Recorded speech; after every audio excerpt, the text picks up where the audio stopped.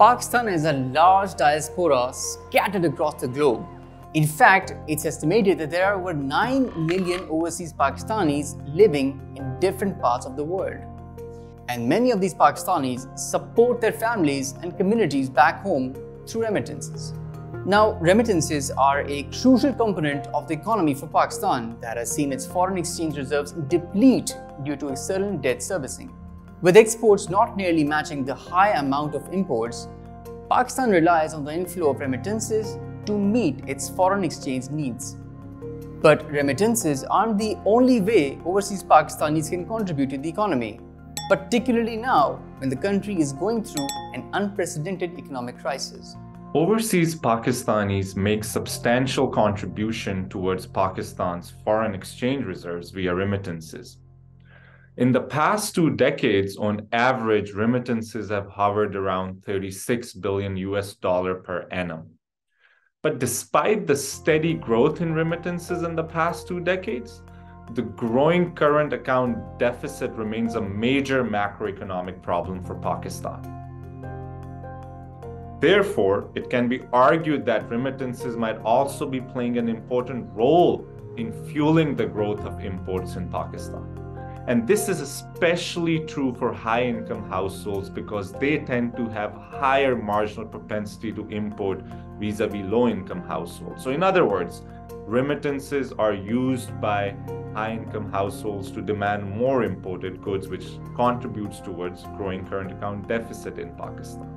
Thus, the question is, how can overseas Pakistanis can help address Pakistan's core economic problems in a much more sustainable way?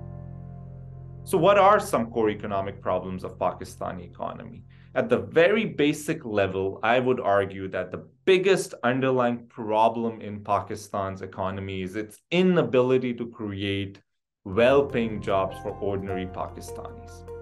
This is directly tied to the limited productive capacity of the economy, and the current account deficit is a mere symptom of this underlying chronic problem of underemployment in Pakistan. Because if you think about it, exports are in essence a function of economy's productive capacity. So I would suggest the most effective use of remittances would be to use them for the creation of well-paying jobs and to expand the productive capacity of the economy. Now the question is how to do so. Well, overseas Pakistanis need to go beyond the business as usual model to achieve this. At the moment, if you notice, remittances are primarily used to finance consumption of households or investments in plots, and to a smaller extent, investments in equity and bond markets in Pakistan.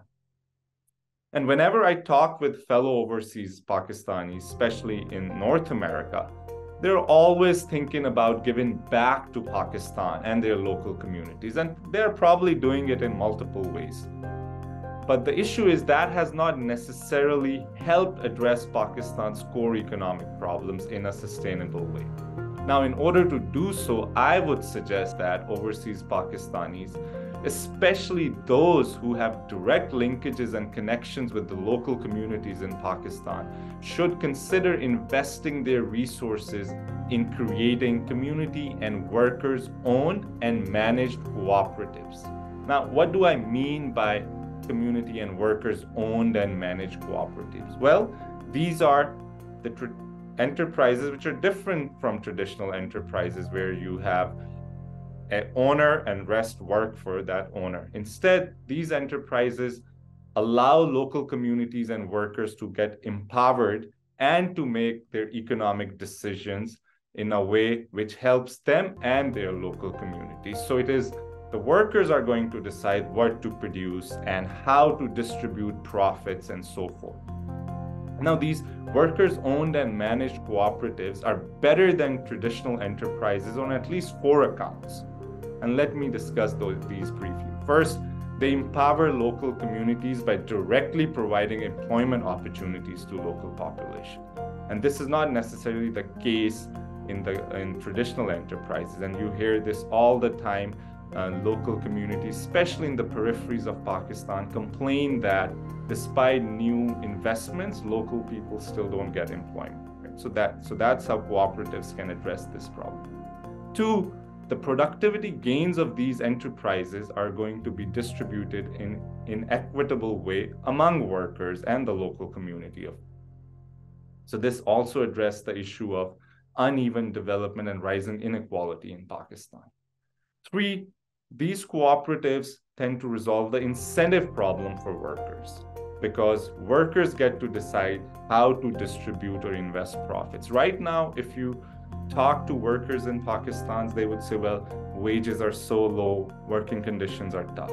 On the other hand, if you talk to employers or potential employers, they tend to argue that employees in Pakistan tend to not put enough effort during working day, right? So through these cooperatives, we address the incentive problem for workers, and it leads to more productivity gains in the overall economy.